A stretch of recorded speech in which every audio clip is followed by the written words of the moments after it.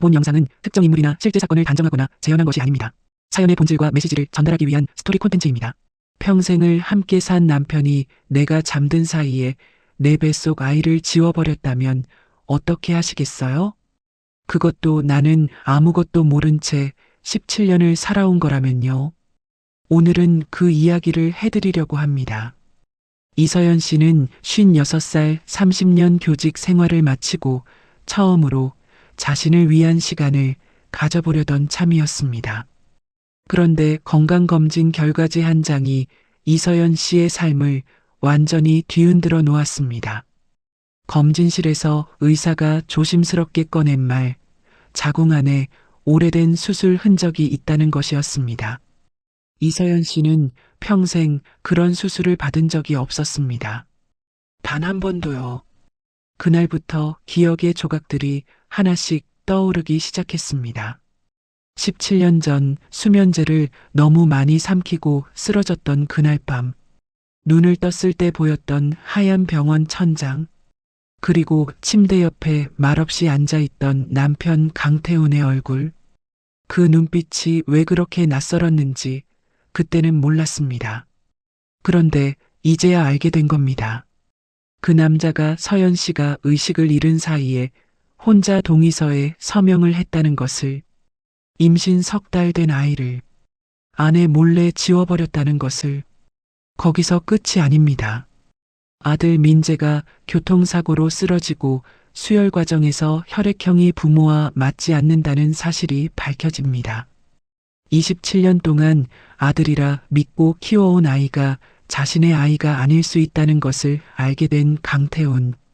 그 남자는 그날 밤 어떤 얼굴을 하고 있었을까요? 그런데 여러분, 가장 놀라운 건 따로 있습니다. 민재는 이미 고등학생 때부터 알고 있었습니다. 자신과 아버지 사이의 진실을. 그러면서도 아무 말하지 않고 혼자 그 무게를 안고 살아왔던 겁니다. 왜 그랬을까요? 민재는 말합니다. 아빠가 나한테 준 사랑은 단 한 번도 가짜가 아니었거든요. 한 번의 선택이 어떻게 한 가족의 수십 년을 바꿔버리는지, 사랑과 배신, 그리고 용서가 얼마나 무거운 것인지, 지금부터 그 이야기를 시작하겠습니다. 챕터 1 결과지. 봄이 한창인 4월의 어느 날 오전이었습니다.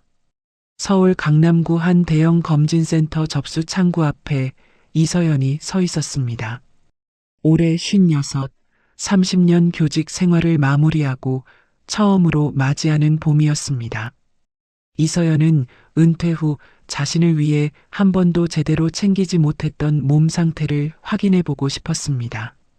접수 직원이 건네는 서류를 받아들며 이서연은 가볍게 웃어 보였습니다. 오늘 종합검진 예약하신 이서연 선생님 맞으시죠? 접수 직원이 모니터를 확인하며 물었습니다. 네, 맞아요. 처음이라 좀 낯설긴 한데 워낙 오랜만이라서요. 이서연이 볼펜을 받아주며 대답했습니다. 검진은 순서대로 흘러갔습니다. 혈압을 재고 피를 뽑고 위 내시경까지 마친 이서연은 마지막 순서를 기다리며 산부인과 진료실 앞 대기 의자에 앉았습니다. 창밖으로 봄 햇살이 환하게 들어왔습니다. 이서연은 번호표를 손에 쥔 채 아무 생각 없이 창밖을 바라보았습니다.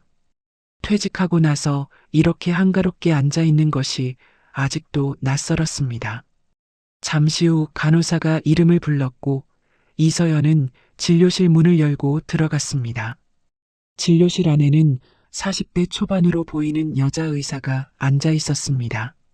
명찰에는 한유진이라고 적혀 있었습니다. 한유진은 이서연에게 침대에 누우라고 안내한 뒤 초음파 검사를 시작했습니다. 탐촉자를 천천히 움직이던 한유진의 손이 어느 순간 멈췄습니다. 미간이 살짝 좁아지며 화면을 2번, 3번 들여다보았습니다. 이서연은 천장을 바라보며 누워있다가 의사의 손이 멈춘 것을 느꼈습니다. 왜요? 뭔가 이상한 게 있어요? 이서연이 고개를 살짝 들며 물었습니다. 한유진이 탐촉자를 내려놓고 이서연에게 일어나 앉으라고 손짓했습니다.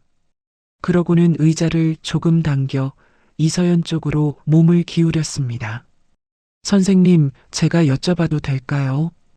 혹시 오랫동안 부부 생활을 안 하신 편인가요? 한유진이 목소리를 낮추며 조심스럽게 물었습니다. 이서연은 그 질문이 단순한 검진 절차라고 생각했습니다. 한 15년은 됐죠, 뭐. 그건 왜요? 이서연이 아무렇지 않은 듯 대답했습니다. 혹시 과거에 산부인과 쪽으로 수술을 받으신 적이 있으세요? 한유진이 화면을 이서연 쪽으로 돌리며 다시 물었습니다. 이서연은 그 질문에 대답하기 전에 먼저 화면을 들여다보았습니다. 흑백의 초음파 화면 안에 무언가 흐릿한 선이 보였습니다. 이서연은 그게 무엇인지 알 수 없었습니다. 수술이요? 없는데요. 산부인과 수술은 받은 적이 한 번도 없어요. 이서연이 눈썹을 모으며 대답했습니다. 한유진이 잠시 말을 고르는 것 같았습니다. 선생님, 여기 보이시는 이 부분이요. 한유진이 화면의 한 지점을 조심스럽게 가리키며 말을 이었습니다. 자궁 아래쪽에 오래된 흔적이 남아 있어요. 자연적으로 생기는 흔적이 아니에요. 외과적으로, 그러니까 수술로 인해 생긴 흔적이에요. 시간이 꽤 많이 지난 것 같고요. 제 소견으로는 적어도 10년 이상 된 것 같습니다. 이서연은 잠시 아무 말도 하지 못했습니다. 두 눈이 화면에 고정된 채 입술만 조금 열렸다 닫혔습니다. 그게 무슨 소리예요? 이서연이 목소리가 조금 갈라지며 말했습니다.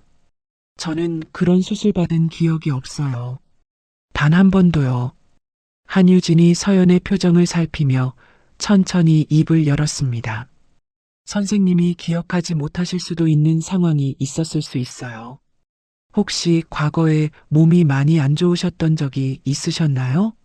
의식을 잃거나 병원에 갑자기 실려가신 적이라든지요. 그 말이 이서연의 가슴 어딘가를 건드렸습니다. 이서연의 손가락이 무릎 위에서 천천히 오그라들었습니다. 잠깐만요. 이서연이 작게 중얼거리며 눈을 내리깔았습니다. 기억이 파편처럼 스쳐 지나갔습니다. 눈을 떴더니 병원 천장이었던 날. 입안이 바싹 말라 있었고 간호사가 건네는 물 한 잔을 두 손으로 받아들었던 감각. 그리고 침대 옆에 앉아있던 태훈의 얼굴. 평소와 달리 굳어있던 그 표정. 눈을 마주쳤는데도 아무 말 없이 시선을 창밖으로 돌리던 그 옆모습. 이서연은 그 기억을 오랫동안 꺼내본 적이 없었습니다. 17년이 지난 지금 그 기억이 이 진료실 안에서 갑자기 되살아났습니다. 선생님, 괜찮으세요? 한유진이 이서연의 안색을 살피며 물었습니다. 괜찮아요, 잠깐. 이서연이 두 손을 무릎 위에 가지런히 올려놓으며 천천히 숨을 들이쉬었습니다. 그 흔적이, 그게 혹시 임신이랑 관련된 건가요? 이서연이 한유진의 눈을 똑바로 바라보며 물었습니다. 한유진이 잠시 말을 멈추었습니다. 그러고는 이서연의 눈을 마주치며 조용히 대답했습니다. 그렇게 볼 수 있는 흔적이에요. 이서연의 등이 천천히 굳어갔습니다. 선생님, 혹시 과거에 임신 사실을 알고 계셨던 적이 있으세요? 한유진이 다시 물었습니다. 이서연은 대답을 하지 않았습니다. 대답을 하지 못한 것이었습니다.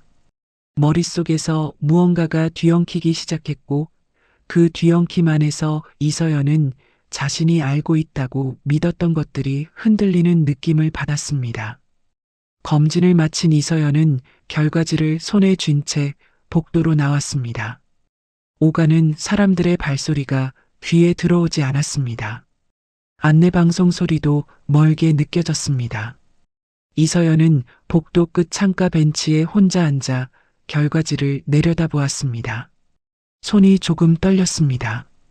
이서연은 결과지를 가방 안에 넣지 못하고 그대로 무릎 위에 올려놓은 채 오래 앉아 있었습니다.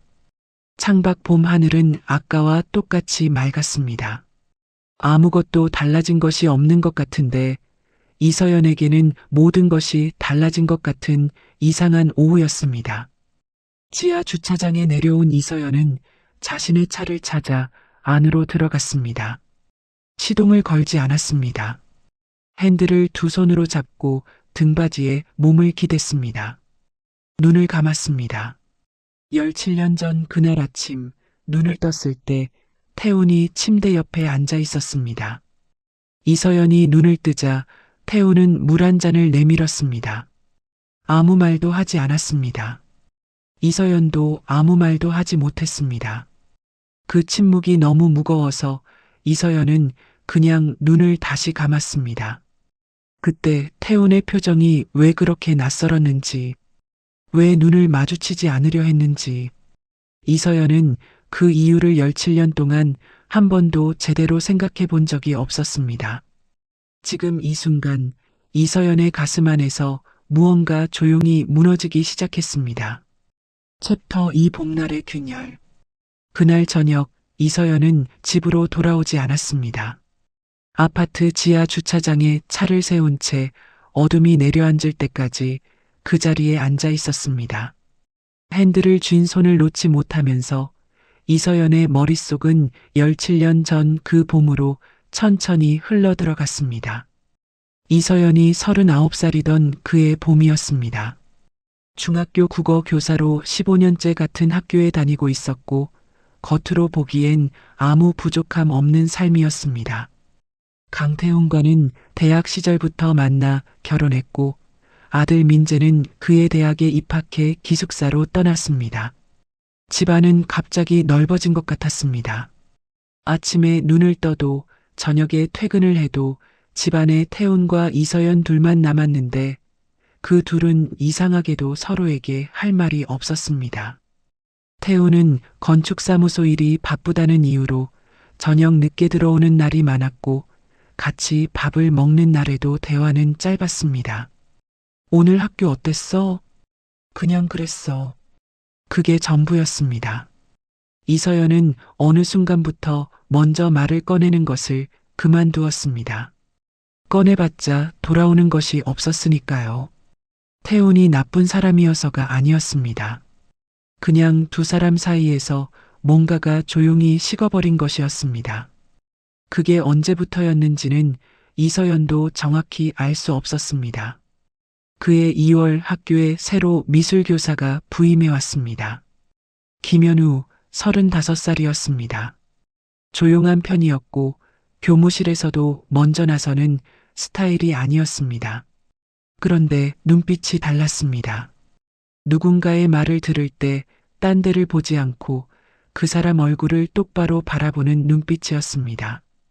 처음에는 교무실에서 나누는 짧은 인사였습니다. 선생님, 이 반 애들이 좀 거칠죠? 저 지난주에 수업하다가 애가 자더라고요. 김현우가 출석부를 끼고 들어오며 머쓱하게 웃으며 말했습니다. 처음에 다 그래요. 석 달만 지나면 얌전해져요. 이서연이 채점하던 시험지를 내려놓으며 대답했습니다. 선생님은 어떻게 그렇게 여유 있으세요? 김현우가 옆 의자를 당겨 앉으며 물었습니다. 여유가 아니라 그냥 포기가 빠른 거예요. 이서연이 피식 웃으며 말했습니다. 그때 김현우가 소리내어 웃었습니다.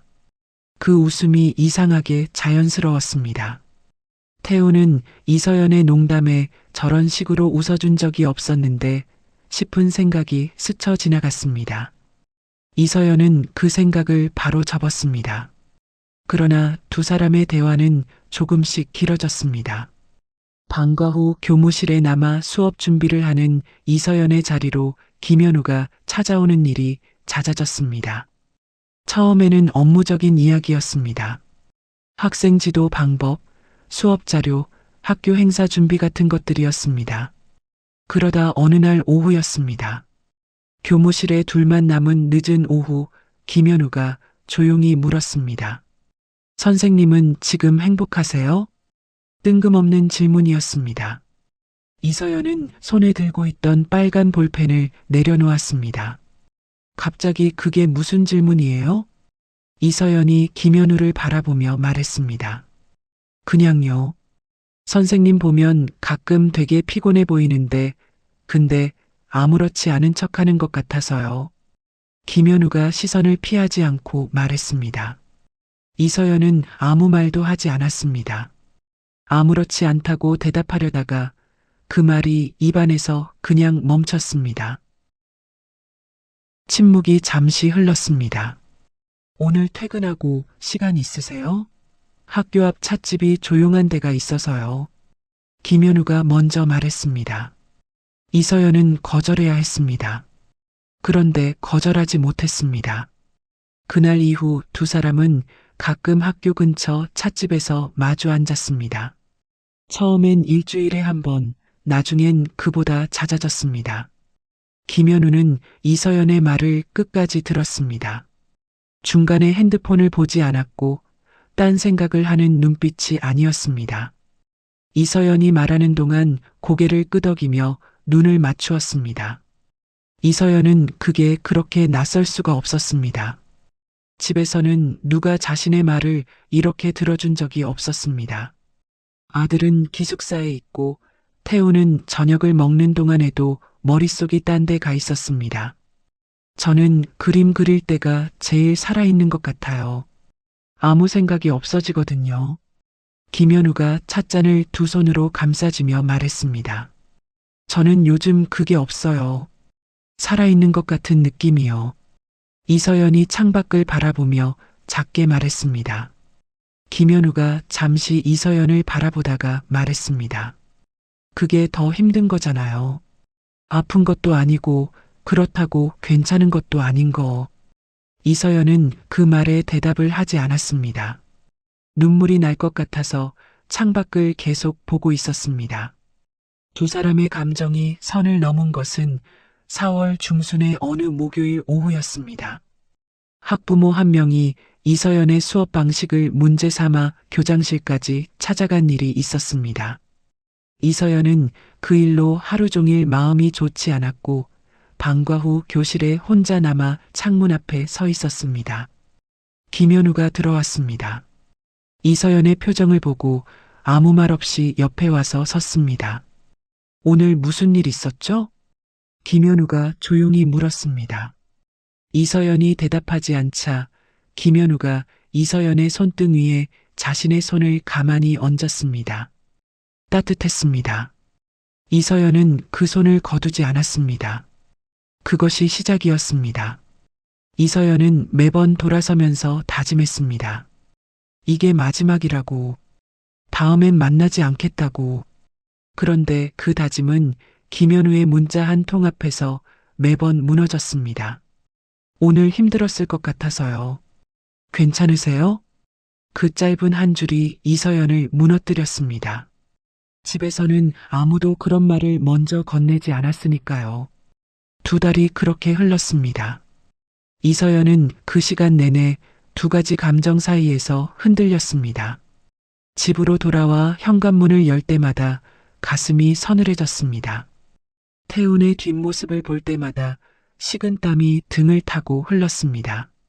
그러면서도 김현우를 만나는 시간만큼은 그 두려움을 잠깐 잊을 수 있었습니다.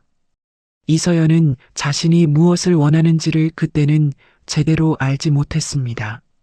김현우가 좋은 것인지 아니면 그냥 자신의 말을 들어줄 누군가가 필요했던 것인지 그 구분을 해야 한다는 것도 알았지만 하지 않았습니다. 외면하는 것이 더 쉬웠습니다. 그 선택이 얼마나 큰 대가를 불러올지 그 봄날의 이서연은 알지 못했습니다. 챕터 3 그날 이후 토요일 오전이었습니다. 이서연은 김현우가 집으로 온다는 것을 태훈이 오늘 설계 미팅이 있다고 했기 때문에 괜찮다고 생각했습니다. 민재는 기숙사에 있었고 아파트는 조용했습니다. 이서연은 거실 소파에 앉아 커피를 마시며 김현우와 이야기를 나누고 있었습니다. 그때 현관 비밀번호 누르는 소리가 들렸습니다. 이서연의 손에서 커피잔이 굳었습니다. 문이 열렸습니다. 태훈이 들어왔습니다. 그리고 태훈의 뒤에 민재가 서 있었습니다. 민재는 친구 집에 가 있다고 했는데 갑자기 짐을 들고 나타났습니다. 태훈은 미팅이 취소되었다고 했습니다. 세 사람의 시선이 거실에서 한 점으로 모였습니다. 아무도 말을 하지 않는 시간이 흘렀습니다. 김현우가 먼저 자리에서 일어났습니다. 이서연은 그를 붙잡지도 말을 꺼내지도 못했습니다. 김현우가 짧게 목례를 하고 현관으로 걸어갔습니다. 문이 닫혔습니다. 민재가 아무 말 없이 자신의 방으로 들어가 문을 닫았습니다. 태우는 그 자리에 서 있었습니다. 코트를 벗지도 않은 채였습니다. 이서연을 바라보는 눈빛이 분노도 아니고 눈물도 아니었습니다. 그냥 텅 빈 눈이었습니다. 이서연은 소파에서 내려와 태훈 앞에 무릎을 꿇었습니다. 무릎이 바닥에 닿는 순간 눈물이 쏟아졌습니다. 태훈아. 이서연이 떨리는 목소리로 불렀습니다. 태훈은 아무 말도 하지 않았습니다. 이서연의 이름을 부르지도 고함을 지르지도 않았습니다. 그냥 식탁 의자를 당겨 앉았습니다. 두 손을 테이블 위에 가지런히 올려놓고 창밖을 바라보았습니다. 그 침묵이 이서연에게는 어떤 말보다 더 무거웠습니다. 미안해. 내가 잘못했어. 내가 정말 잘못했어. 이서연이 바닥에 손을 짚으며 울었습니다. 태우는 끝내 이서연을 바라보지 않았습니다. 그날 하루가 그렇게 지나갔습니다. 태우는 저녁을 먹지 않았습니다. 이서연도 먹지 못했습니다. 민재 방에서는 아무 소리도 나지 않았습니다. 집안 전체가 숨을 참고 있는 것 같았습니다. 자정이 넘었을 때였습니다. 서재에 불이 켜져 있었고 이서연은 그 불빛 아래 문을 두드렸습니다. 들어와. 태훈이 낮고 평평한 목소리로 말했습니다. 이서연이 문을 열었습니다. 태훈은 책상 앞에 앉아 있었습니다. 손에는 아무것도 들고 있지 않았습니다. 그냥 앉아 있었습니다. 이서연이 그 앞에 섰습니다. 이혼해줘. 그게 맞는 것 같아. 이서연이 먼저 말했습니다. 스스로도 그 말을 꺼내면서 목이 막혔습니다. 태훈이 천천히 이서연을 바라보았습니다. 이혼은 안 해. 태훈이 조용하게 말했습니다. 이서연은 그 말이 의외였습니다. 민재 때문에? 이서연이 물었습니다. 민재 때문이기도 하고. 태훈이 잠시 말을 멈추었다가 이어서 말했습니다. 그 애가 이제 대학 들어간 지 얼마 됐어. 걔 앞에 부모 이혼이라는 걸 달고 싶지 않아. 사회 나가기도 전에. 이서연이 두 손을 앞에 모은 채 서 있었습니다. 그럼 어떻게 하자는 거야? 이서연이 작은 목소리로 물었습니다. 태훈이 등받이에 몸을 기대며 말했습니다. 같이 살아. 민재 앞에서는 지금까지처럼. 그런데 우리는 부부가 아니야. 그냥 한 집에 사는 사람들이야. 이서연의 가슴이 내려앉았습니다. 그게 무슨 말이야? 이서연이 눈물을 닦으며 물었습니다. 말 그대로야. 침실은 따로 써. 밥은 각자 먹어도 되고. 민재한테는 아무 내색도 하지 마. 그게 조건이야. 태훈이 이서연의 눈을 보며 말했습니다. 이서연은 아무 말도 하지 못했습니다. 그 조건 안에 이혼보다 더 긴 형벌이 담겨 있다는 것을 이서연은 그 순간 느꼈습니다. 이혼은 끝이라도 있지만 이 조건은 끝이 없는 것이었습니다. 같은 집안에서 매일 서로를 보면서 아무것도 아닌 사람으로 사는 것이었습니다. 태훈아, 나는. 이서연이 입을 열었습니다. 동의하는지 안 하는지만 말해. 태훈이 이서연의 말을 자르며 말했습니다. 이서연의 두 눈에서 눈물이 천천히 흘러내렸습니다. 고개가 아래로 떨어졌습니다. 알겠어. 이서연이 겨우 그 말을 꺼냈습니다. 태훈이 자리에서 일어났습니다. 이서연 옆을 지나쳐 서재를 나갔습니다. 복도에서 침실 문이 아닌 다른 방 문이 열렸다 닫히는 소리가 났습니다. 그날부터 태훈의 침실이 바뀌었습니다. 이서연은 서재에 혼자 남았습니다. 책상의 스탠드 불빛만 켜진 방 안에서 이서연은 한참을 그 자리에 서 있었습니다. 다음 날 아침 집안은 조용했습니다. 태우는 이른 시간에 혼자 아침을 먹고 출근했습니다. 민재는 짐을 싸서 기숙사로 돌아갔습니다. 떠나면서 이서연에게 아무 말도 하지 않았습니다. 현관문을 나서기 직전 민재가 한번 뒤를 돌아보았습니다. 무언가를 말하려다가 그냥 문을 닫았습니다.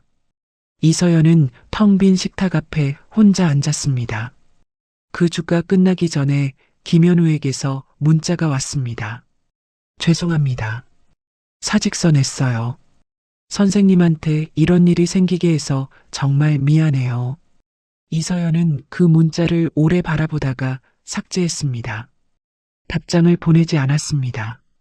보낼 자격이 없다고 생각했습니다. 김현우가 사라진 것보다 자신이 만들어버린 이 균열이 더 크게 느껴졌습니다. 이서연은 그날 이후로 밤마다 잠을 이루지 못했습니다. 수면제를 한 알 두 알 먹기 시작했습니다. 그래야 겨우 눈이 감겼습니다. 태우는 매일 아침 출근했고 저녁에 돌아왔습니다. 두 사람은 복도에서 마주쳐도 눈을 피했습니다. 말을 나눠야 할 일이 생기면 최소한의 단어만 썼습니다. 이서연은 그 생활이 얼마나 이어질지 알 수 없었습니다. 태훈이 언젠가는 마음을 풀어줄 것이라고 생각했습니다. 시간이 지나면 달라질 것이라고 믿었습니다. 그런데 그 믿음이 조금씩 무너지기 시작한 것도 그 무렵이었습니다. 챕터 417년의 집. 수면제를 너무 많이 삼킨 것은 그로부터 2달쯤 지난 어느 밤이었습니다. 이서연은 그날 밤 자신이 몇 알을 삼켰는지 정확히 기억하지 못했습니다. 그냥 잠들고 싶었습니다. 아무 생각도 하지 않고 그냥 눈이 감겼으면 했습니다. 눈을 떴을 때는 하얀 병원 천장이었습니다. 입안이 바싹 말라 있었고 몸이 무거웠습니다. 고개를 옆으로 돌리자 태훈이 의자에 앉아 있었습니다.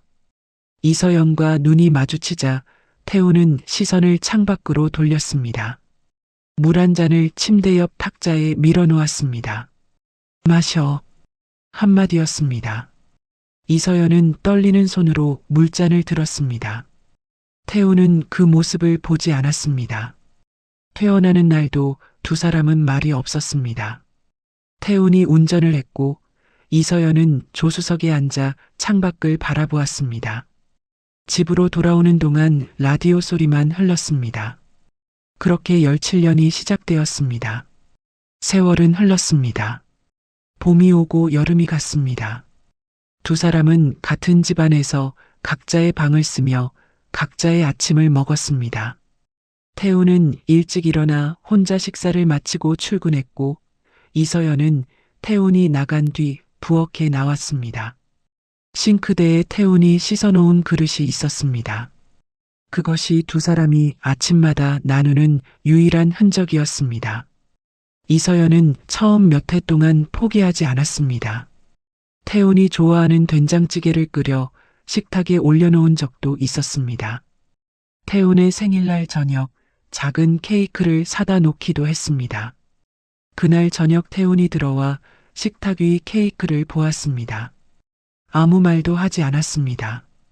방으로 들어갔다가 잠시 후 나와 세수를 하고 다시 방으로 들어갔습니다. 케이크는 다음날 아침까지 그 자리에 있었습니다. 이서연은 그 케이크를 쓰레기통에 버리면서 손이 오래 떨렸습니다. 태훈아, 우리 이렇게 계속 살 거야?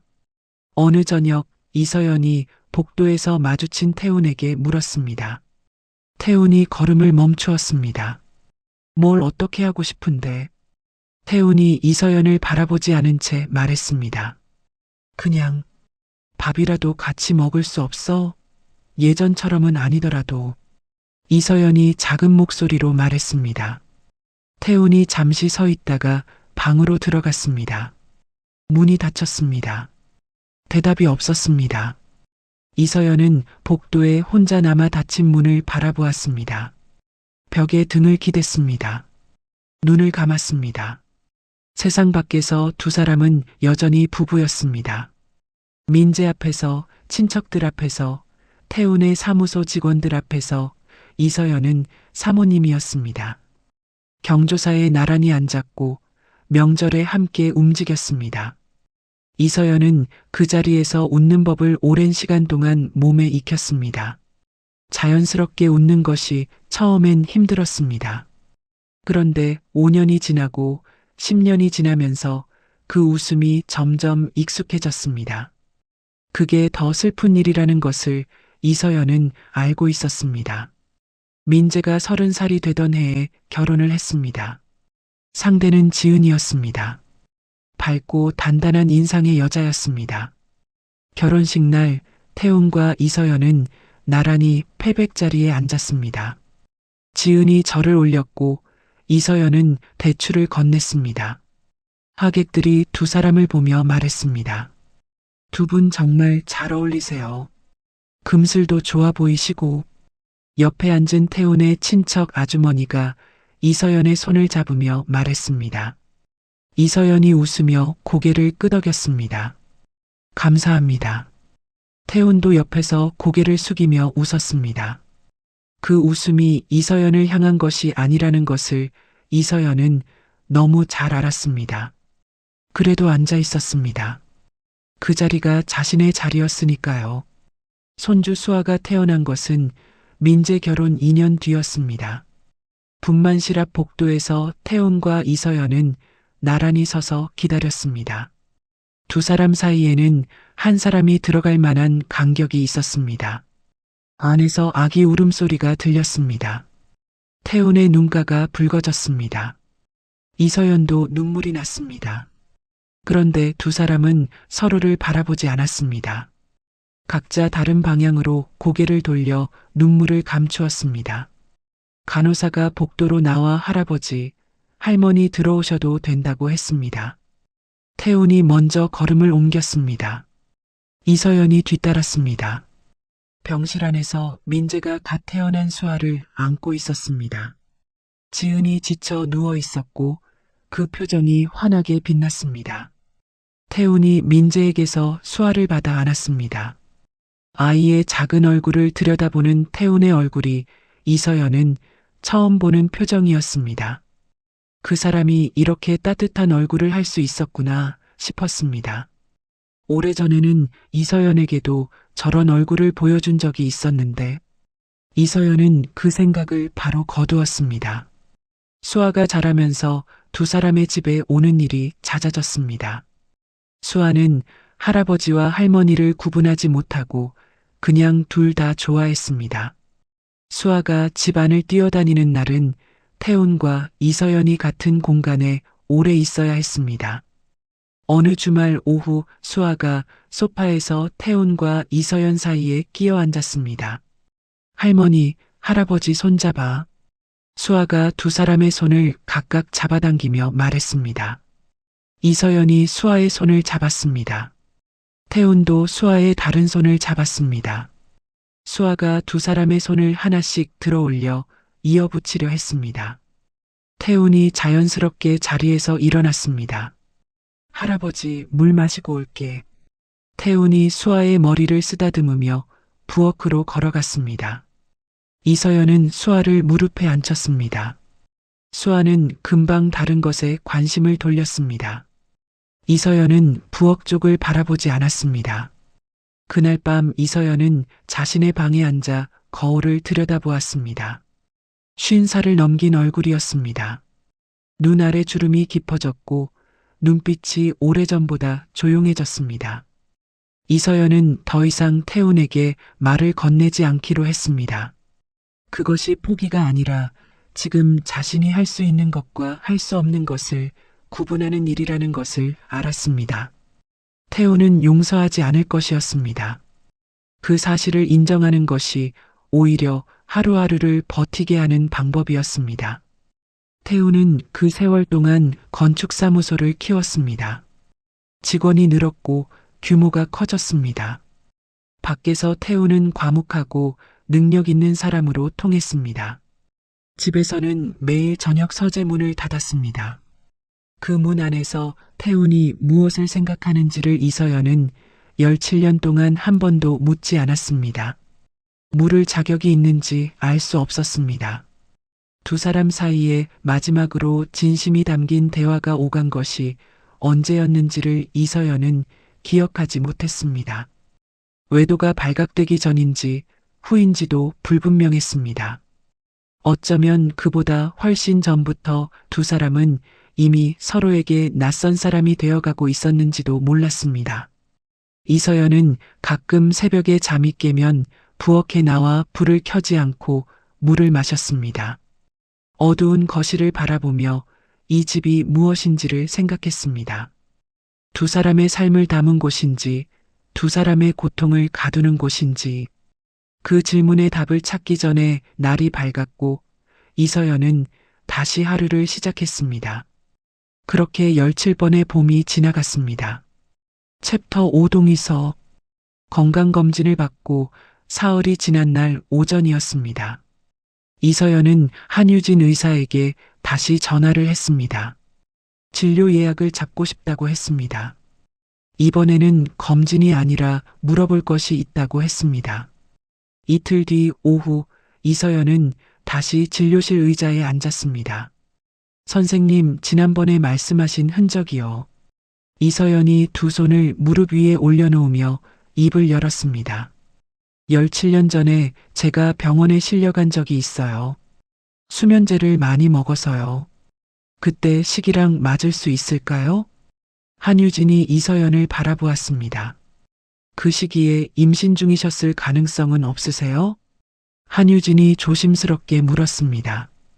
이서연의 손가락이 천천히 오그라들었습니다. 임신이요. 이서연이 작게 중얼거렸습니다.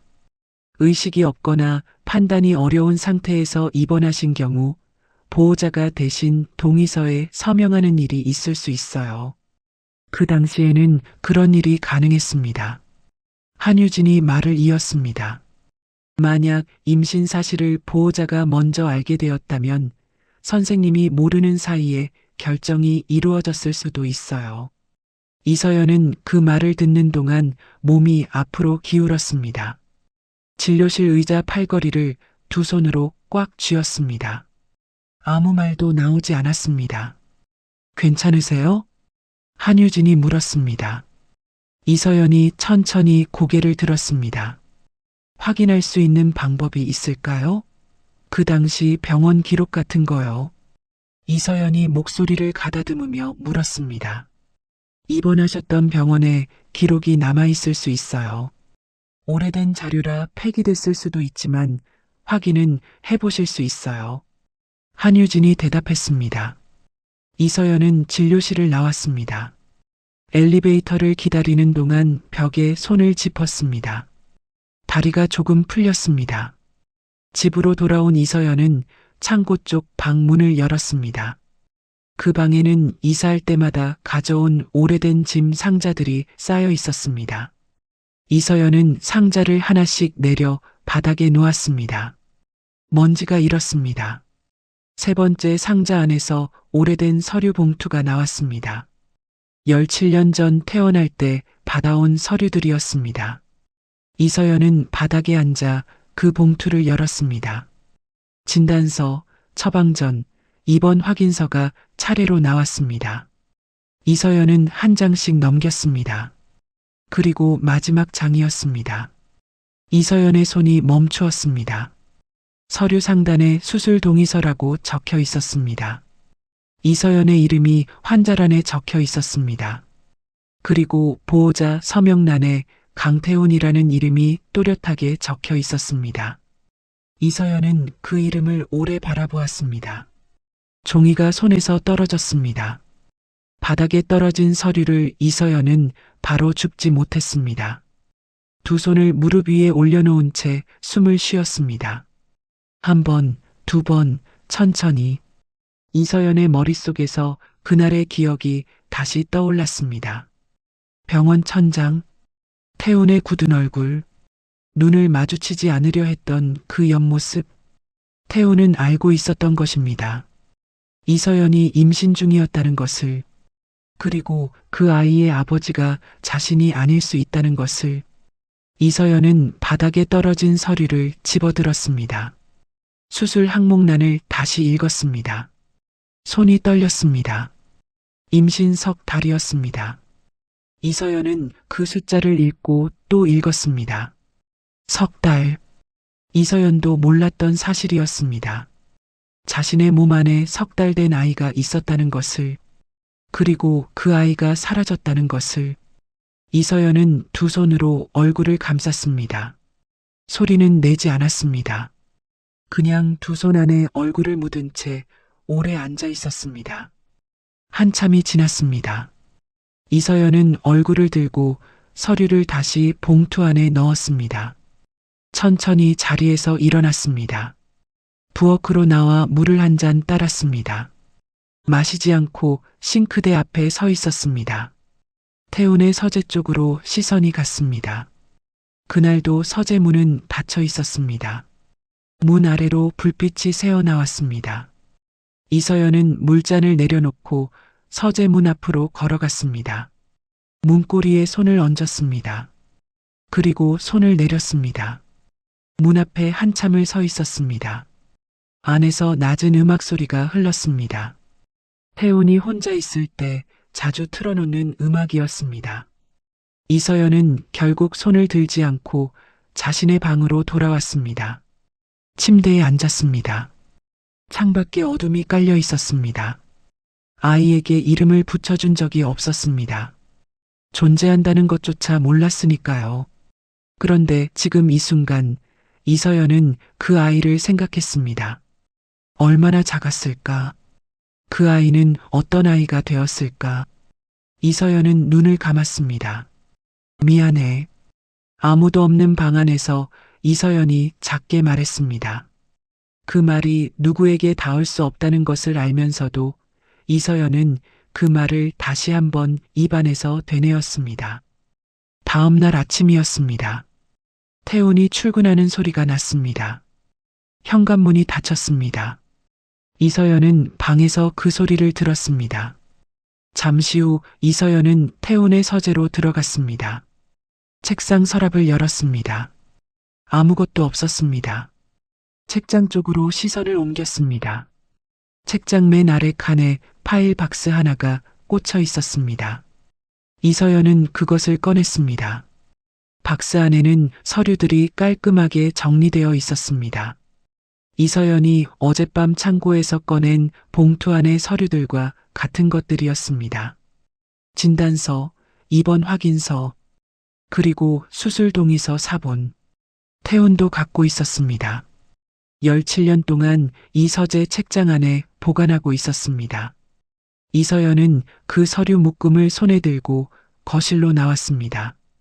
창가 의자에 앉아 햇빛 아래서 한 장씩 다시 읽었습니다. 눈물이 났습니다. 닦지 않았습니다. 그냥 흘리면서 읽었습니다. 다 읽고 나서 이서연은 서류를 다시 파일 박스 안에 넣었습니다. 서재에 가져다 놓았습니다. 있던 자리에 그대로 꽂아두었습니다. 그리고 자신의 방으로 돌아와 침대 위에 누웠습니다. 천장을 바라보았습니다. 태훈과 이야기를 해야 했습니다. 언제까지 이 사실을 혼자 품고 있을 수는 없었습니다.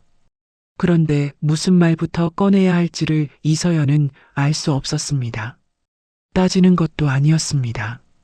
울부짖는 것도 아니었습니다. 그냥 알고 싶었습니다. 그날 태훈이 어떤 마음으로 그 서류에 이름을 적었는지를, 그것을 물을 수 있는 날이 올지 이서연은 알 수 없었습니다. 챕터 6 혈액형.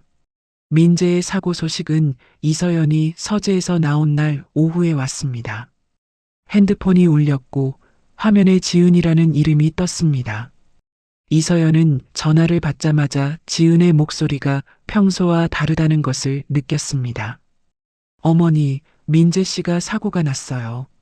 지은의 목소리가 떨렸습니다. 출근길에 교차로에서 차가 들이받았는데 지금 대학병원 응급실에 있어요. 많이 다쳤대요. 이서연은 핸드폰을 쥔 채 그 자리에서 일어났습니다. 지금 바로 갈게. 코트도 챙기지 않고 집을 나섰습니다. 응급실에 도착했을 때 태훈이 먼저 와 있었습니다. 복도 벽 쪽에 서서 의료진이 오가는 것을 바라보고 있었습니다. 이서연이 다가가자 태훈이 짧게 말했습니다. 내부 출혈이 있대. 수술해야 한다고 했어. 이서연이 고개를 끄덕였습니다. 두 사람은 나란히 복도에 섰습니다. 말이 없었습니다. 그래도 같은 방향을 바라보고 있었습니다. 지은이 한쪽 구석에 앉아 두 손을 모으고 있었습니다. 이서연이 지은 옆에 앉아 손을 잡았습니다. 괜찮아. 민재 씨 강한 거 알잖아. 이서연이 지은의 손을 꼭 쥐며 말했습니다. 지은이 고개를 끄덕이면서도 눈물을 참지 못했습니다. 수술은 4시간이 넘게 걸렸습니다. 그 시간 동안 태우는 복도를 천천히 왔다 갔다 했습니다. 이서연은 지은 옆에 앉아 있었습니다. 수아는 지은의 친정 어머니가 데리고 있었습니다. 수술이 끝나고 담당 의사가 나왔습니다. 수술은 잘 됐다고 했습니다. 다만 회복까지 시간이 걸릴 거라고 했습니다. 태훈과 이서연이 동시에 숨을 내쉬었습니다. 그런데 의사가 잠시 머뭇거렸습니다. 보호자분들께 한 가지 말씀을 드려야 할 것 같아서요. 의사가 두 사람을 조용한 쪽으로 안내했습니다. 수혈 과정에서 확인된 내용인데요. 의사가 말을 이었습니다. 환자분의 혈액형이 부모님 두 분의 혈액형과 유전적으로 일치하지 않는 결과가 나왔습니다. 태훈의 얼굴에서 표정이 사라졌습니다. 그게 무슨 말씀이세요? 이서연이 의사를 바라보며 물었습니다. 유전자상으로 부모 자식 관계에서 나올 수 없는 혈액형 조합이에요. 혹시 입양이나 다른 사정이 있으신지요? 의사가 조심스럽게 말했습니다. 태훈이 아무 말도 하지 않았습니다. 이서연도 말을 잇지 못했습니다. 의사가 상황을 파악하고 자리를 피해 주었습니다. 복도에 두 사람만 남았습니다. 형광등 불빛이 하얗게 쏟아지는 복도였습니다. 어딘가에서 다른 환자 가족의 울음소리가 작게 들렸습니다. 태훈이 복도 끝 창문 쪽으로 걸어갔습니다. 창밖을 바라보며 서 있었습니다. 등이 보였습니다. 그 등이 조금 굽어 있었습니다. 이서연은 태훈에게 다가가지 않았습니다. 그 자리에 서서 태훈의 등을 바라보았습니다. 한참 후 태훈이 돌아섰습니다. 눈이 충혈되어 있었습니다. 나한테 할 말 없어? 태훈이 이서연을 바라보며 말했습니다. 이서연이 입술을 움직였습니다. 그런데 말이 나오지 않았습니다. 태훈이 고개를 돌렸습니다. 다시 창밖을 바라보았습니다. 이틀 뒤 민재가 중환자실에서 의식을 되찾았습니다. 태훈이 먼저 들어갔습니다. 이서연은 문 밖에 서 있었습니다. 문이 닫혔습니다. 이서연은 복도 의자에 앉았습니다. 문 안에서 무슨 말이 오가는지 들을 수 없었습니다. 다만 오랫동안 조용했습니다. 한참 후 태훈이 나왔습니다. 눈이 빨갛게 부어 있었습니다. 걸음이 조금 흔들렸습니다. 이서연과 눈이 마주쳤지만 아무 말도 하지 않고 복도 저쪽으로 걸어갔습니다. 이서연이 병실 문을 열고 들어갔습니다. 민재가 천장을 바라보고 누워 있었습니다. 이서연이 침대 옆 의자에 앉았습니다. 많이 아프지? 이서연이 민재의 손을 잡으며 물었습니다. 민재가 이서연을 바라보았습니다. 엄마, 나 사실대로 말해도 돼? 민재가 낮은 목소리로 물었습니다. 이서연의 손에 힘이 들어갔습니다. 말해. 이서연이 민재의 눈을 보며 말했습니다. 민재가 천천히 숨을 들이쉬었습니다. 나 고등학교 3학년 때 알았어. 아빠랑 내가 친부자가 아니라는 거. 이서연의 등이 굳었습니다. 친구 집에서 우연히 유전자 검사 관련 다큐멘터리를 봤는데 그때 뭔가 이상하다는 생각이 든 거야. 그래서 혼자 검사를 해봤어. 민재가 말을 이었습니다. 결과가 나왔을 때 한동안 아무것도 못했어. 학교도 제대로 못 가고. 이서연이 민재의 손을 더 꽉 쥐었습니다. 그러면서 생각했어. 이걸 말하면 어떻게 되는지, 엄마는 어떻게 되는지, 아빠는 어떻게 되는지. 민재의 목소리가 낮아졌습니다. 그래서 안 말하기로 했어. 평생. 이서연의 눈에서 눈물이 흘렀습니다. 민재야. 이서연이 목이 막힌 채 불렀습니다. 엄마, 울지 마. 민재가 이서연의 손을 오히려 꽉 쥐며 말했습니다. 나는 괜찮아. 진짜야. 아빠가 나한테 해준 거, 그게 다 진짜인 거 알거든. 혈액형이 어떻든 그건 안 변해. 이서연은 두 손으로 얼굴을 감쌌습니다. 소리를 내지 않으려고 입술을 깨물었지만 어깨가 흔들렸습니다. 민재가 말없이 이서연의 등에 손을 얹었습니다. 수술을 막 마친 몸으로 링거줄이 달린 팔을 들어 어머니의 등을 천천히 쓸었습니다. 한편 그 시각 태우는 병원 주차장 맨 끝에 세워둔 차 안에 혼자 앉아 있었습니다. 시동이 꺼진 차 안은 조용했습니다. 태우는 핸들 위에 두 팔을 올려놓고 고개를 묻었습니다. 27년이었습니다. 민재가 태어나던 날 새벽 분만실 앞에서 기다리던 그 시간부터 지금까지 돌잡이, 입학식, 졸업식, 결혼식, 수아가 태어나던 날 처음으로 아이를 안아들던 그 감각까지 그 모든 시간이 태훈의 가슴 위에서 다른 무게로 다시 쌓이기 시작했습니다. 태훈은 고개를 들지 못했습니다. 주차장 불빛이 차창에 희미하게 비쳤습니다. 밖에서 누군가의 발소리가 지나갔습니다. 태훈은 그 자리에서 오래 움직이지 않았습니다. 챕터 7 결혼 전날 밤, 민재가 일반 병실로 옮겨진 날 저녁이었습니다. 이서연은 집으로 돌아와 부엌에 서서 냉장고를 열었습니다. 아무것도 꺼내지 않고 닫았습니다. 밥을 먹을 수 없었습니다. 창가 의자에 앉아 어두워진 바깥을 바라보았습니다.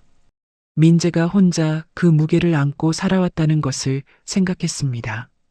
고등학교 3학년 18살짜리 아이가 그 결과지를 손에 쥐고 혼자 있었을 그 방을 생각했습니다.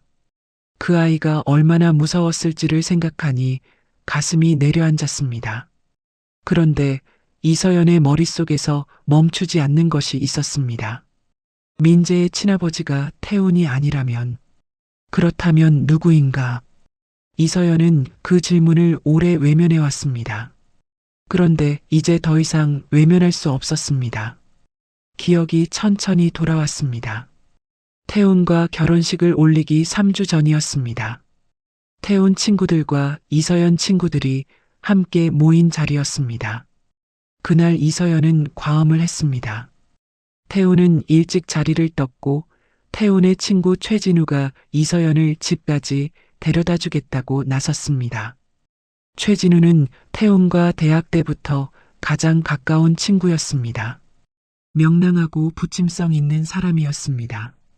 이서연도 여러 번 만난 사이였습니다. 그날 이후의 기억이 이서연에게는 조각나 있었습니다. 택시에 탄 것 같았습니다. 최진우의 목소리가 들렸던 것 같았습니다. 그 다음이 없었습니다. 눈을 뜨니 낯선 천장이었습니다. 최진우의 집이었습니다. 이서연은 옷을 입고 있었습니다. 소파에 누워 있었습니다. 최진우가 부엌에서 물을 가져오며 말했습니다. 많이 취했었어. 집 주소를 몰라서 일단 여기 데려왔어. 아무 일 없었어. 이서연은 그 말을 그대로 받아들였습니다. 두통이 심했고 빨리 집에 가고 싶었습니다. 그게 전부였습니다. 그날 이후 이서연은 그 기억을 한 번도 다시 꺼내본 적이 없었습니다. 결혼 준비로 바빴고 그 기억은 단순한 실수로 묻혀버렸습니다. 그런데 지금 이 순간 그 기억이 전혀 다른 각도로 이서연 앞에 놓였습니다. 이서연은 두 손으로 머리를 감쌌습니다. 생각하고 싶지 않았습니다. 그런데 생각이 멈추지 않았습니다. 다음 날 아침이었습니다. 태훈이 부엌에 나와 있었습니다. 커피를 내리고 있었습니다. 이서연이 부엌으로 들어갔습니다. 태훈이 이서연을 보고 시선을 커피잔으로 내렸습니다. 이서연이 식탁 앞에 섰습니다. 태훈아. 이서연이 불렀습니다. 태훈이 커피잔을 들고 식탁에 앉았습니다. 이서연을 바라보지 않았습니다. 결혼 전에 최진우가 나를 집까지 데려다 준 날 기억해? 이서연이 태훈의 맞은편 의자를 당겨 앉으며 말했습니다. 태훈의 손가락이 커피잔 위에서 멈추었습니다. 기억해. 태훈이 낮게 대답했습니다. 그날 나 최진우 집에서 눈을 떴어. 이서연이 태훈의 눈을 보려 했습니다. 태훈은 시선을 들지 않았습니다. 최진우가 아무 일 없었다고 했는데 나는 기억이 없어. 그날 이후 일이. 이서연이 말을 이었습니다. 지금 무슨 말을 하려는 거야? 태훈이 커피잔을 천천히 내려놓으며 말했습니다. 민재 얘기야. 이서연이 두 손을 식탁 위에 올려놓으며 말했습니다. 태훈이 처음으로 이서연을 바라보았습니다. 눈빛이 복잡했습니다. 분노도 아니고 슬픔도 아닌 눈빛이었습니다. 태훈아, 너 혹시 그 생각 해본 적 있어? 이서연이 물었습니다. 태훈이 대답하지 않았습니다. 시선을 창밖으로 옮겼습니다. 한참이 지났습니다. 민재 태어났을 때 태훈이 창밖을 바라보며 입을 열었습니다. 귓불이 나를 안 닮았어. 이서연이 숨을 들이쉬었습니다. 그냥 스친 거야. 말도 안 되는 생각이라고 바로 지워버렸어. 태훈이 말을 이었습니다. 그런데 지우면 지울수록 가끔 다시 올라왔어. 근데 어떻게 해? 내 아들인데. 태훈의 목소리가 작아졌습니다. 이서연은 아무 말도 하지 못했습니다. 그 생각이 올라올 때마다 태훈이 커피잔을 두 손으로 감쌌습니다. 민재 손을 잡았어. 그냥 자고 있는 애 손을 잡고 앉아 있었어. 그러면 그 생각이 사라졌거든. 이서연의 눈에서 눈물이 흘렀습니다. 태훈아, 울지 마. 태훈이 이서연을 보지 않은 채 말했습니다. 나한테 미안한 거 알아. 근데 지금 내 눈물 받아줄 자리가 나한테 없어. 태훈이 자리에서 일어났습니다. 커피잔은 그대로 두었습니다. 절반도 마시지 않은 커피였습니다. 최진우한테 연락할 거야? 태훈이 부엌을 나가면서 말했습니다. 이서연이 태훈의 등을 바라보았습니다. 모르겠어. 이서연이 대답했습니다. 태훈이 멈추었습니다. 뒤를 돌아보지 않은 채 서 있었습니다. 하지 마. 태훈이 낮게 말했습니다. 민재한테는 아무 의미 없는 일이야. 그 사람이 나타나는 게 민재한테 뭐가 좋아? 이서연은 그 말을 듣고 고개를 끄덕였습니다. 태훈은 보지 않았지만 이서연은 고개를 끄덕였습니다. 태훈이 현관 쪽으로 걸어갔습니다. 코트를 집어들었습니다. 그러다 멈추었습니다. 한참을 그 자리에 서 있었습니다. 코트를 입지 않았습니다. 그냥 손에 들고 서 있었습니다. 이서연. 태훈이 처음으로 이서연의 이름을 불렀습니다. 이서연이 고개를 들었습니다. 그애 내 아들이야. 태훈이 낮고 단단한 목소리로 말했습니다. 혈액형이 어떻게 나오든 최진우가 누구든 내가 손잡고 키운 내 아들이야. 이서연의 입술이 떨렸습니다. 그건 아무도 못 봤고. 태훈이 코트를 팔에 걸치며 말했습니다. 현관문이 열렸다 닫혔습니다. 이서연은 식탁 앞에 혼자 앉았습니다. 태훈이 두고 간 커피잔이 앞에 있었습니다. 커피가 다 식어 있었습니다. 이서연은 그 잔을 바라보다가 천천히 두 손으로 감쌌습니다. 태훈이 감쌌던 것처럼 아직 온기가 조금 남아 있었습니다. 이서연은 눈을 감았습니다. 그 온기가 사라지기 전까지 그 자리에 앉아 있었습니다. 챕터 8 아빠의 사랑. 사흘이 지난 오후였습니다. 초인종 소리가 났습니다. 이서연이 현관문을 열자 민재가 지은과 수아를 데리고 서 있었습니다. 민재는 아직 얼굴에 멍이 남아 있었고 걸음이 조심스러웠습니다. 그래도 서 있었습니다. 퇴원한 지 얼마나 됐다고 벌써 돌아다녀. 이서연이 민재의 팔을 잡으며 말했습니다. 엄마 얼굴 보고 싶었어. 민재가 웃으며 말했습니다. 수아가 이서연의 품으로 달려들었습니다. 이서연이 수아를 안아 올렸습니다. 지은이 고개를 숙이며 인사했습니다. 어머니, 저희가 좀 일찍 왔죠? 무슨 소리야, 잘 왔어. 어서 들어와. 이서연이 수아를 안은 채 옆으로 비켜서며 말했습니다. 민재가 거실로 들어오면서 서재 쪽을 바라보았습니다. 문 아래로 불빛이 새어나왔습니다. 아버지 계세요? 민재가 이서연에게 물었습니다. 응, 서재에 있어. 이서연이 대답했습니다. 민재가 지은에게 눈짓을 했습니다. 지은이 고개를 끄덕이며 수아를 이서연에게서 받아 안았습니다. 민재가 서재 문 앞으로 걸어갔습니다. 문을 조용히 두드렸습니다. 아버지, 저예요. 잠시 후 문이 열렸습니다. 태훈이 민재를 바라보았습니다. 민재의 얼굴에 남은 멍을 한참 들여다보았습니다. 들어와. 태훈이 옆으로 비키며 말했습니다. 문이 닫혔습니다. 이서연은 수아와 함께 거실 소파에 앉았습니다. 그림책을 펼쳐놓았지만 글자가 눈에 들어오지 않았습니다. 지은은 부엌에서 차를 준비했습니다. 서재 쪽은 조용했습니다. 시간이 흘렀습니다. 수아가 그림책 한 권을 다 넘겼습니다. 지은이 차를 2잔 들고 나왔습니다. 그래도 서재 문은 열리지 않았습니다. 이서연은 서재 쪽을 바라보지 않으려고 수아의 머리를 쓰다듬었습니다. 그런데 손이 멈추지 않았습니다. 한참 후였습니다. 서재 문이 열렸습니다. 민재가 먼저 나왔습니다. 눈이 빨개져 있었습니다. 태훈이 뒤따라 나왔습니다. 태훈의 눈도 마른 상태가 아니었습니다. 수아가 태훈을 보고 소파에서 내려와 달려갔습니다. 할아버지. 태훈이 몸을 낮춰 수아를 안아 올렸습니다. 수아가 태훈의 목을 양팔로 감쌌습니다. 태훈이 수아의 등을 토닥였습니다.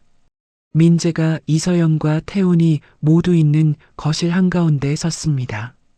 두 분한테 드릴 말씀이 있어요. 민재가 말했습니다. 이서연이 소파에서 자리를 고쳐 앉았습니다. 태훈이 수아를 내려놓고 의자를 당겨 앉았습니다. 민재가 바닥에 시선을 한번 내렸다가 두 사람을 천천히 바라보았습니다. 저 고등학교 때 그 사실 알고 나서요. 민재가 입을 열었습니다. 한동안 아버지 얼굴을 못 봤어요. 집에 와도 서재 문 닫혀 있으면 그냥 인사도 못하고 방에 들어갔어요. 태훈이 민재를 바라보았습니다. 근데 어느 날 밤에 아버지가 늦게 들어오셨는데 제가 부엌에 있었거든요. 아버지가 저보고 밥 먹었냐고 물으셨어요. 민재가 말을 이었습니다. 그 말 한마디가요. 민재의 목소리가 조금 갈라졌습니다. 그때 제가 얼마나 울었는지 몰라요. 방에 들어가서 이서연이 입술을 꽉 다물었습니다. 밥 먹었냐는 그 말이 그냥 그 말이 그렇게 고마웠어요.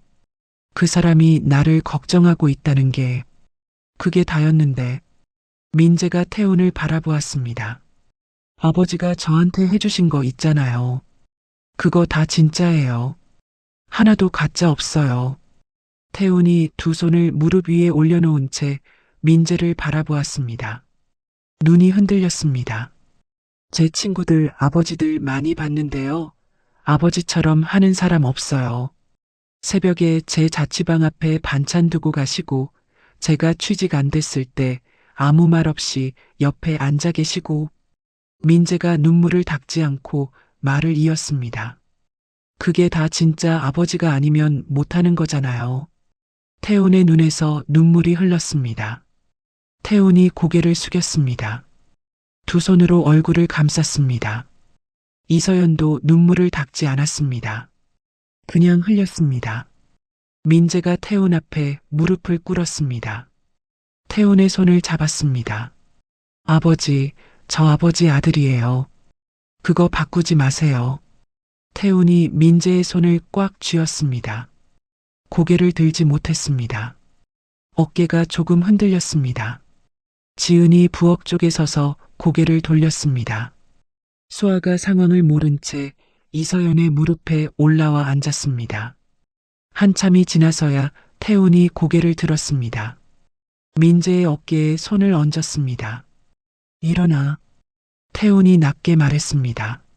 민재가 일어났습니다. 태훈이 민재를 바라보다가 한번 끌어안았습니다. 짧게, 그러나 단단하게. 민재가 저녁을 먹고 돌아갔습니다. 수아가 할아버지 할머니한테 뽀뽀를 하고 나갔습니다.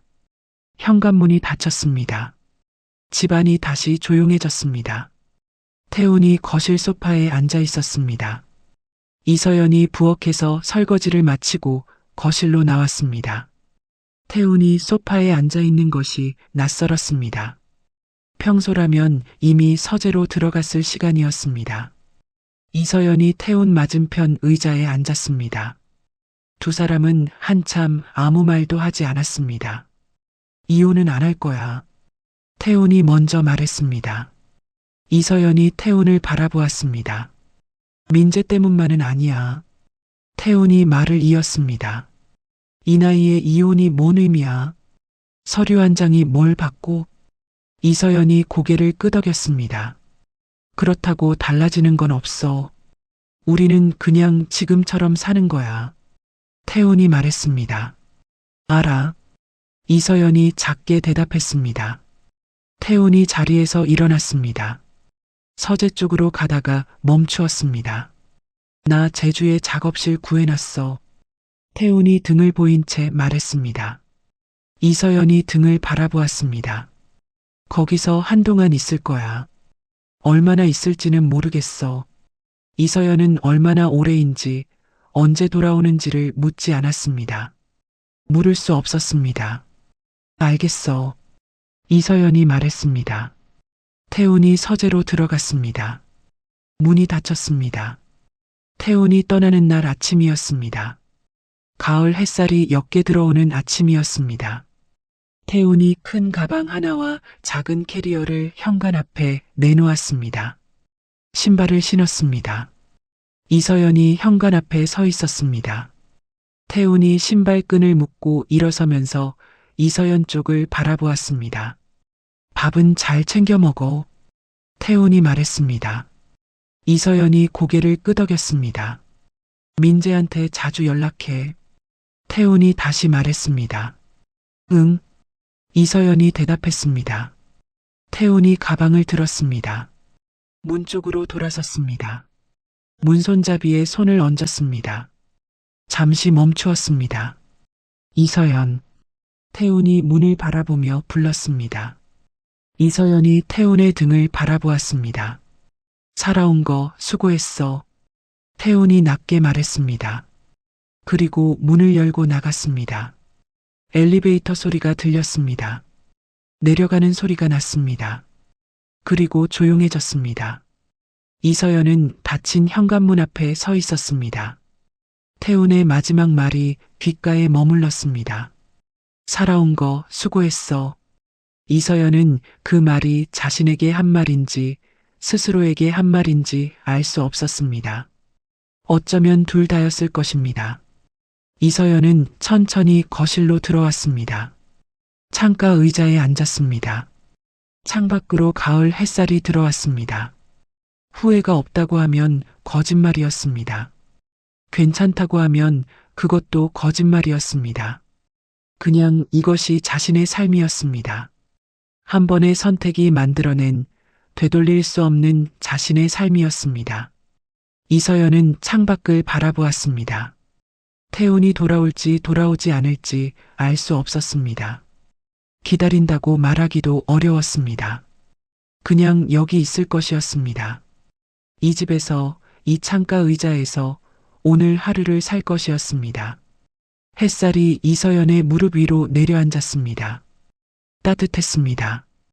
이서연은 눈을 감지 않고 그 햇살을 그대로 받았습니다. 한 번의 선택이었습니다. 그 선택 하나가 한 가족의 수십 년을 바꾸어 놓았습니다. 이서연은 끝내 용서받지 못했습니다. 그러나 태우는 끝내 아버지였습니다. 그리고 민재는 끝내 아들이었습니다. 사랑은 핏줄로만 이루어지지 않습니다. 함께 버텨온 시간, 말없이 옆에 있어준 날들, 그것이 진짜 가족을 만드는 것인지도 모릅니다. 잘못은 잘못입니다. 그러나 그 잘못 안에서도 사람은 살아갑니다. 상처를 안고 죄책감을 안고 그래도 오늘 하루를 살아갑니다. 여러분의 삶 안에도 말 못한 무게가 있다면 오늘 하루만큼은 조금 내려놓으셔도 괜찮습니다. 오늘 이야기가 마음에 남으셨다면 구독 버튼이랑 좋아요 한 번만 꾹 눌러주세요. 작은 손가락 하나가 저한테는 정말 큰 힘이 된답니다. 아직 구독 안 하신 분들 지금 바로 눌러주시면 안 될까요? 부탁드립니다. 네. 이야기를 끝까지 들어주신 분이 계시다면 잘 들었다고 댓글 하나만 남겨주세요. 감사합니다.